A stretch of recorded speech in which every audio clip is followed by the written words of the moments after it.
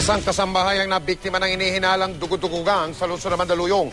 Tinawagan daw siya ng isang babae at sinabing kailangan niyang magdala ng pera dahil na-aksidente ang kanyang amo. Ang nakuha sa kanya ay abot sa 20 milyong piso. Si Emil Sumangin, naka-alerto 24. Nauluhan na lamang ang 16 anyos na kasambahay sa Mandaluyong Pulis matapos niyang malamang nahulog siya sa bitag ng sindikatong Dugo-Dugo Gang. Natangay ng grupo ang tinatayang 20 milyong pisong halaga ng pera at alahas.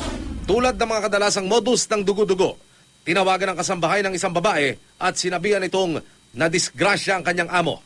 Inutosang distrungkahin ang kahadiyero, kunin lahat ang pera at mga alahas. At kwento ng kasambahay sa mga pulis na ihatid pa niya sa 100 sa Caloocan ng mga alahas at pera at ibinigay sa isang babaeng nag-aabang sa kanya. Mahaba raw ang preparasyon ng mga kriminal sa ganitong modus. Prior to the incident, may mga tumatawag na raw doon eh. Okay. Sa landline, nagtatanong kung anong oras aalis yung amo niya, kung sinong naiiwan doon. Sa investigasyon din, lumalabas na napapaniwala rin ng mga gwardya ng subdivision kaya pinayagan na makalabas ang kasambahay. Natawagan din daw ng nagpanggap na amo ang security office ng mga gwardya. Kaya paniwala ng pulisya, organized crime group ang nasa likod ng insidente. Na-profile daw ng grupo ang kanilang biktima at masusing na pag-aralan kung paano isasagawa ang operasyon, kaya dapat daw alam ng mga kasambahay ang ganitong klase ng krimen.